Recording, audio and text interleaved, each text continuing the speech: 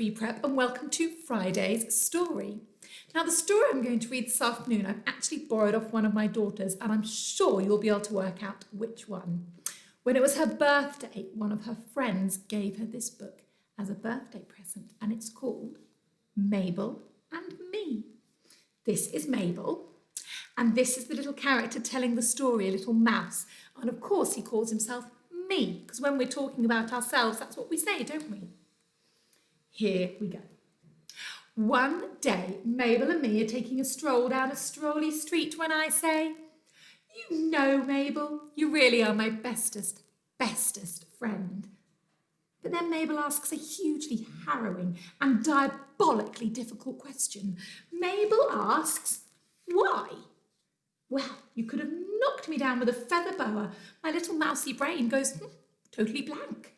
I cannot think of a single reason why Mabel should be my bestest friend. But luckily just then we're interrupted and somebody says, hello, my jummy chums. I am the famous French photographer. May I take a picture of you and your strange little creature thing?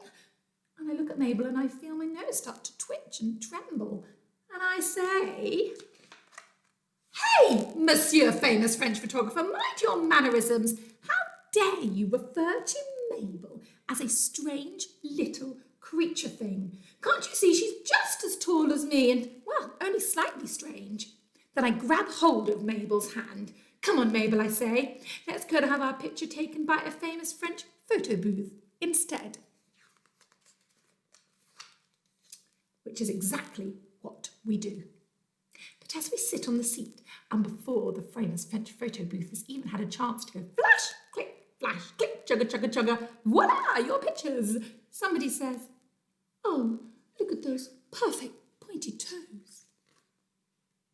And surprise, surprise, it's Signora Prima Ballerina, and she says, "My dear, I can tell just by looking at you that you'll make the most extraordinary dancer. You must join my ballet class, mucho pronto. Then we can dance tiptoe all day long." Mabel and me nod and smile and raise our arms in a perfect graceful arc. But Signora Prima Ballerina shakes her head. "No, I didn't mean both of you," she says. "Beside, your friend has such scrawny, hairy, rodent legs, not a dancer's legs at all." Well, I cannot believe my fairy ears for at least a second, and I'm totally lost for words. In fact, I'm so very cross that I cannot even address Signora Prima Ballerina in a polite manner. So I count to 10. 1, 2, 3, 4, 5, 6, 7, 8, 9, 10. And then when I've suitably composed myself, I say, "Hey, you in the tutu! I would very much prefer it if you did not refer to Mabel's legs as scrawny, hairy rodent legs, although it's true they are slightly hairy. For that reason alone, I cannot accept your ballet class offer. Besides, don't you know Mabel and me only ever dance together? We're particularly fond of the boom-box street dancing and are also partial to tap and jazz. So alas, I must bid you farewell. Au revoir. See you later, alligator." Then me and Mabel dance down the strolly streets in a boom-box, tap, jazz kind of way, while passerbys whoop and cheer and throw their hats off in utter delight. But the very first moment we get around the corner, I take Mabel by the hand and I tell her I'm so sorry she had to hear all those terrible things about herself.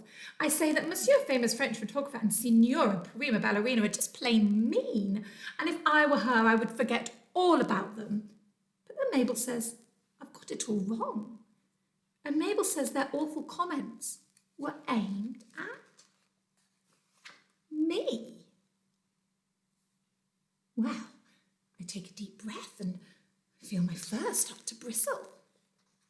"Mabel," I say, "are you seriously suggesting that people think of me as a strange little creature with scrawny, hairy rodent legs?"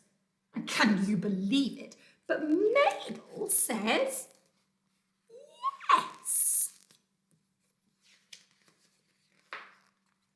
But then finally and thankfully, I remember one of the reasons why Mabel is my bestest friend.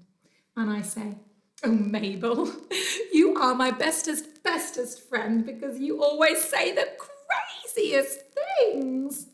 Then Mabel and me laugh long and hard, the way best friends always do.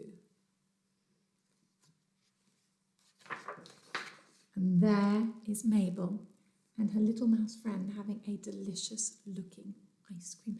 Looks like Mabel's got strawberry with a flake. I think my Mabel would probably choose strawberry with a flake as well, and she'd definitely eat the flake first, would you? It looks like the little mouse has got mint choc chip. That's my favourite. Huh, how handy.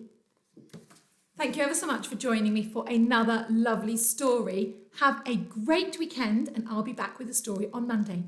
Bye.